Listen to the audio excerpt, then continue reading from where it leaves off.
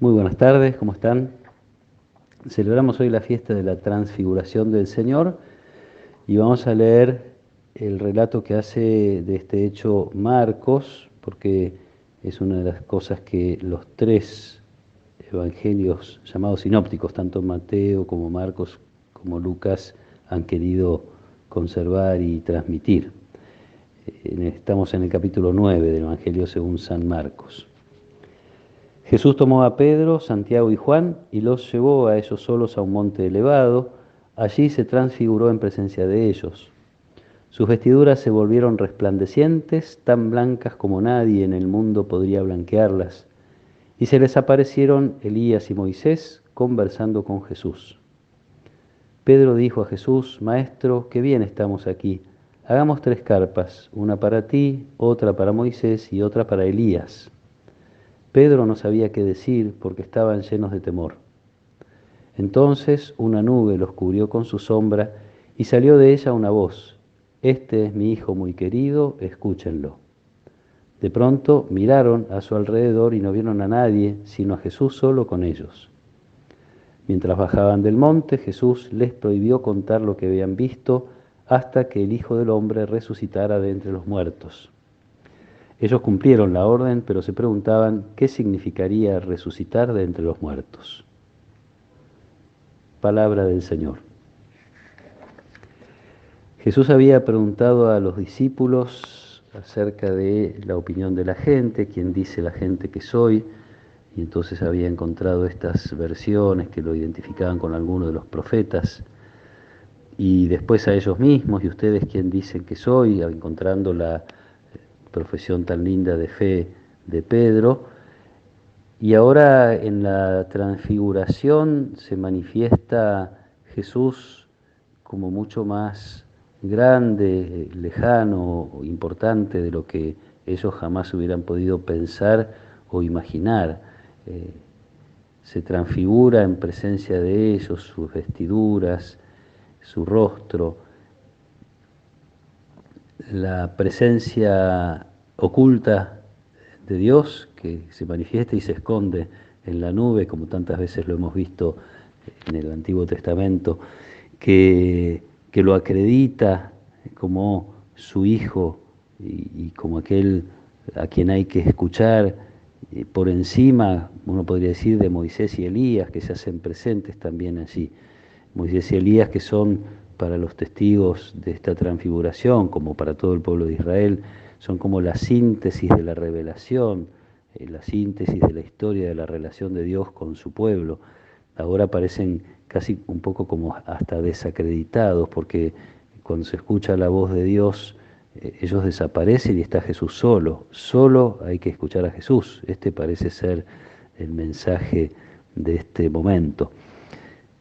Dios lo llama a Jesús como su Hijo. Este es mi Hijo, una expresión que generalmente reservaba para hablar del Rey. El Rey es el Hijo de Dios, es el enviado especialmente por Dios. Pero también lo llama querido o amado, que es una expresión que se asocia al Mesías en cuanto sufriente, el siervo sufriente de algunos poemas que escuchamos siempre en la Semana Santa, los primeros días de la Semana Santa. Entonces, en Jesús se resume la esperanza del Rey y la esperanza del Mesías, y el Mesías particularmente como aquel que padece en función de hacer presente a Dios en la historia. Al final de este encuentro entonces queda esta invitación de Dios acreditando a Jesús. Hay que escuchar a Jesús. La palabra de Dios avala la palabra de Jesús. Hay un gran místico, San Juan de la Cruz, que dice que todo nos fue dicho ya, que Dios dijo todo lo que tenía que decir en su palabra encarnada, en Jesús.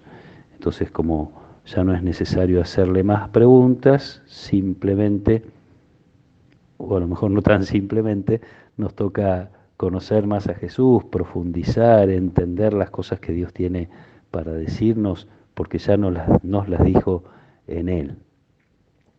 Pero volviendo a lo que estaba pasando. Decía, Jesús había hecho la pregunta a los discípulos acerca de quién era Él para la gente, quién era Él para ellos.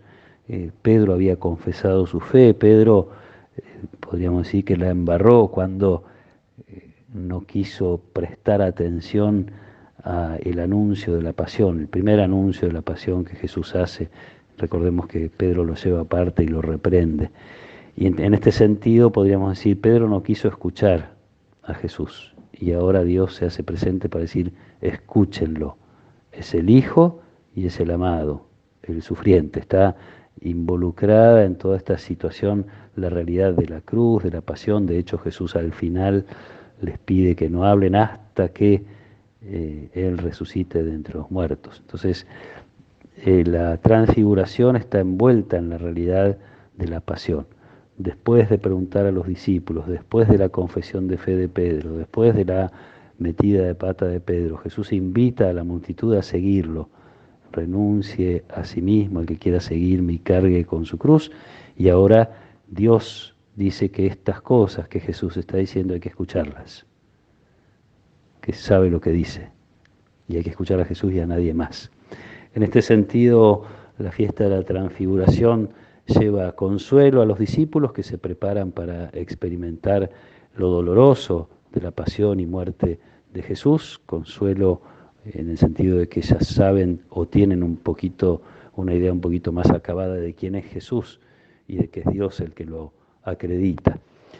Y también una celebración para, me imagino, podemos pensar en las voces que escuchamos, las palabras que escuchamos, la autoridad que le damos a algunas personas que se la merecen y a lo mejor algunas que no se la merecen tanto.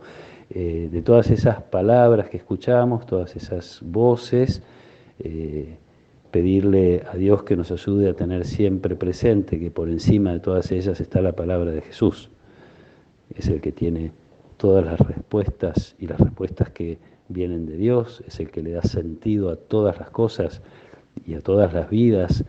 Y entonces creo que podemos pedirle esto, que así como nos tomamos el tiempo cada día de escuchar el Evangelio, de acercarnos a su palabra, que cada día también hagamos el esfuerzo de ponerla en el lugar más elevado, que nunca se nos baje de allí, que siempre sea la palabra de Jesús la única. Como a los discípulos les costó imaginar, ya no hay que escuchar a Moisés, ya no hay que escuchar a Elías, ahora es Jesús el que tiene cosas para decir y sabe qué cosas dice y sabe cuál es el camino que nos invita a hacer. Que el Señor nos acompañe en esta tarde, que Él nos proteja y nos bendiga, en el nombre del Padre, y del Hijo, y del Espíritu Santo. Amén.